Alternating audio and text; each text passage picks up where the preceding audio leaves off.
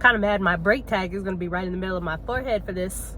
I mean, what thoughts can one have about UFC 309? Jon Jones versus Stipe Miocic.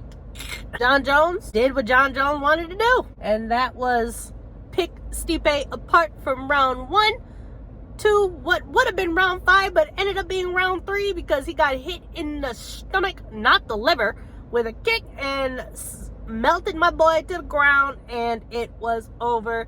And Jon Jones remains heavyweight champion. But hold on, he said maybe he's not retired. He need to go talk to Uncle Dana.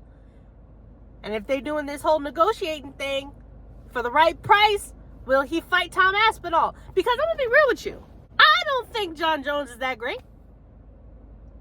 Okay, I'm lying. I know Jon Jones is great, and he was great last night too. He looked really good.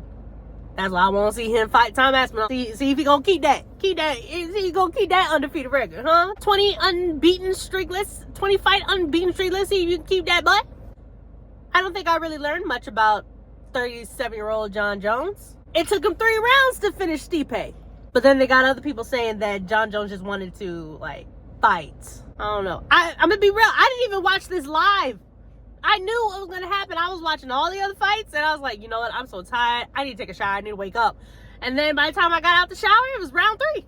Hopefully, we get Jones v. Aspinall 2025. Let's go. Watching Jon Jones fight Stipe was like watching Jake Paul fight Mike Tyson, which I will get to. That was the main event. Co-main event with Charles Oliveira and Michael Chandler. That was a very fun fight. Michael Chandler looked worse. Watching the first fight between him and Charles, he came out the gate showing Charles no respect. In the beginning of this fight, I think he showed him way too much respect, and he just looked, and boy, oh boy, can we just talk about the cheating? Oh my gosh. Okay, so I think the first cheat was Chandler doing the fence grab. Like, he was already on the ground, but he did a fence grab to not get pulled away into the center of the mat. Then Charles did a fence grab to keep Chandler in a certain spot. This is not in the same sequence, but in a different sequence, probably in the same round. No, it was the same round. Charles grabbing on the fence to keep Chandler in that spot. I was like, okay, now they're even. But then later in the fight, he's holding on to the gloves because he was about to get, he holding on to them gloves, man.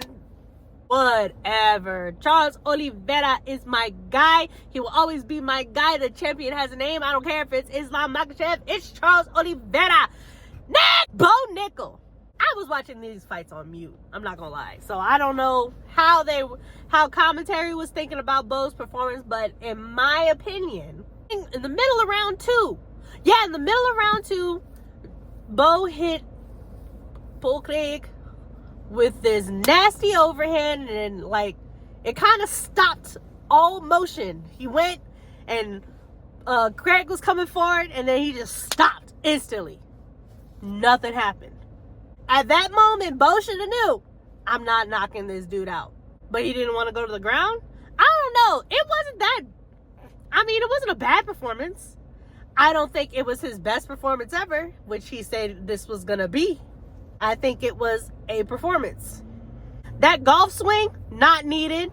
I don't know golf terms, so I think I was about to say a baseball term. You are not about to knock it out the park.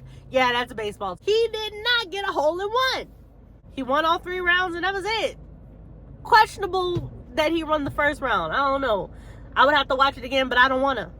Like I said, the fight that I wanted to see, Mauricio Rufy versus the other guy, Jan Top. Yeah, Mauricio Rufy and Jan Top. I don't know what was going on with the weight. They said it was a last-minute add to the card.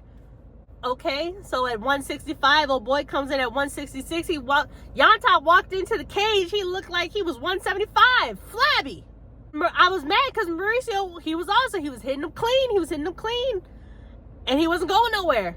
He was just coming forward. I think he was playing a little too much with the showboating, because your boy's not going nowhere. You only do the showboating when you know the boy's about to go down. But the boy wasn't going down. He was standing right there. But he got the win, and that's all I care about, I guess. That was all the fights that I cared about on the main card.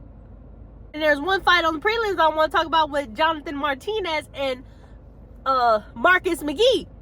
I was watching their highlights. I said, ooh, Okay, McGee gonna knock this motherfucker out. But, oh, wait.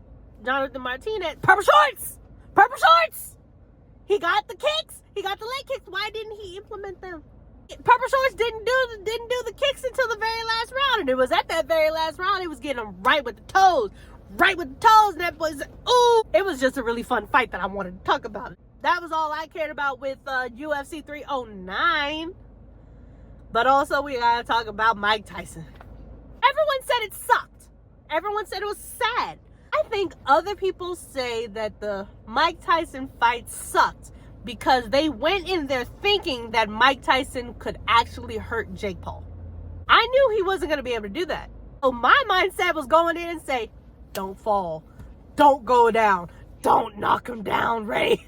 You'll never get him down. And he never got him down. So that was amazing. And yes, Jake Paul was trying to knock him out. He was going... he was throwing combos, and I was seeing the wind go past Mike's face, but Mike was just a little boulder in there. It was just going doing. Yes, he was losing his balance. Yes, that was a little uncomfortable. Yes, all the blood was in my feet only watching that fight. Mike didn't go down.